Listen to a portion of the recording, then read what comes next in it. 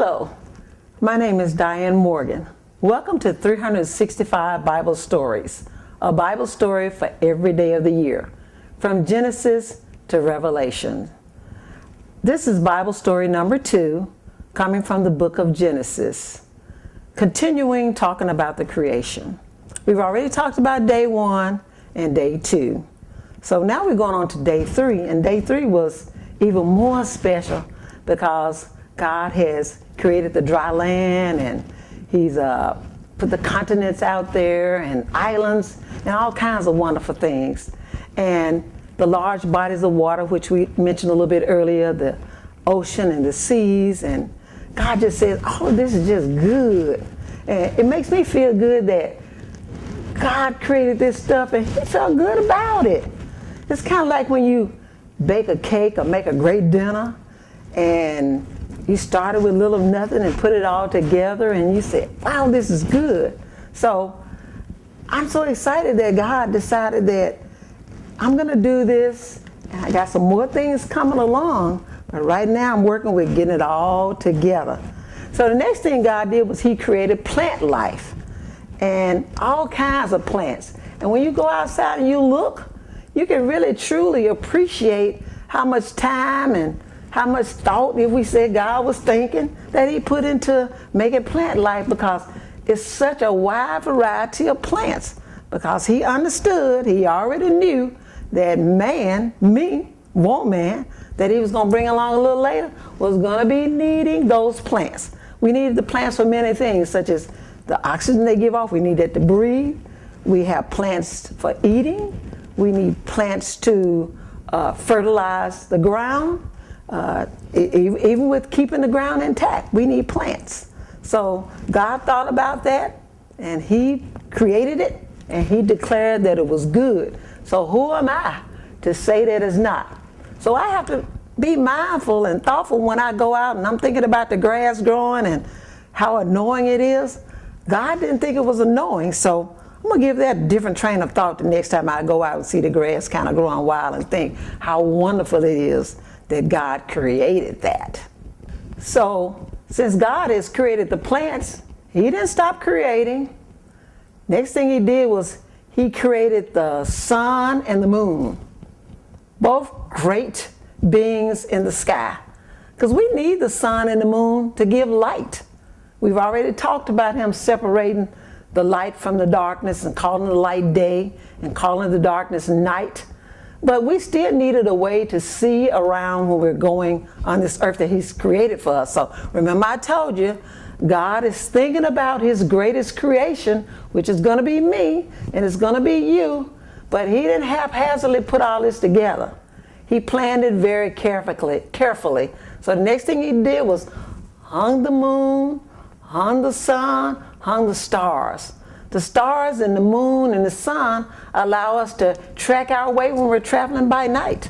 I know many of you watch television or you watch ships when they're sailing. That's how the old sailors learned how to get around the world.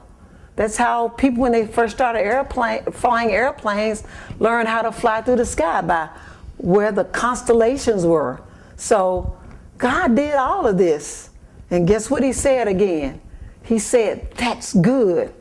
Well, I'm feeling good right now just thinking that God felt like it was good. So when I go out and see a full moon, I'm going to be thinking, wow, God created that just for me. And I remember times when we've gone out and watched the eclipse, either when the moon crossed over the sun or the sun was partially shaded. We just thought how magnificent it was, but we don't really think about who created all of this. Man didn't create this. We had nothing to do with it. And as we travel through the Bible, we're going to find out why. Because it's God's creation, not ours. I'm so glad God saw that it was good. It just excites me at the very thought of God thinking about me and bothering to create everything first and having everything ready for me. Okay, this is day number 5. This is really exciting. Because now He's creating creatures, things that move. Me, I'm afraid of frogs. But God created frogs, those green hopping things. that I'm so afraid of? But God created them. Maybe I have to rethink why I'm afraid of a frog, mainly because it jumps and hops. God created birds. He created insects. He created the fish for the sea. Boy, I tell you, God is something. Every time I think about how God carefully planned this earth before he put any of us here, his greatest creation, I'm almost brought to tears because I'm so moved because God carefully thought about everything, even the smallest ant. And there's a story in the Bible where it talks about how busy the ant is, how the ant works and toils, even more so than us humans do. But God planned it that way. And when we think about great animals such as whales or bears, God created all those things. Isn't that magnificent? And then guess what? Along came day 6. Wonder what happened on day 6? Well, I'm going to tell you. Me and you, we came along on day 6. And all God had to do was get down in that dust and say, this is my earth. I'm going to make me a man. I'm going to make me a person. I'm going to make me a being. And God made me, God made you, and guess what God said? That's good. And 6 days have passed.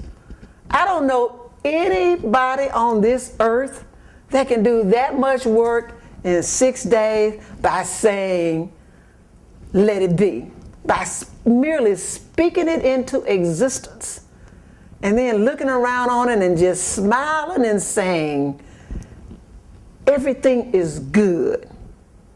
I don't know about you, but I want to serve a being like that. I want to be worthy because I want God to continue to bless me with all that he's created, with the rain when it comes, with the snows when it comes, with the grass when it grows.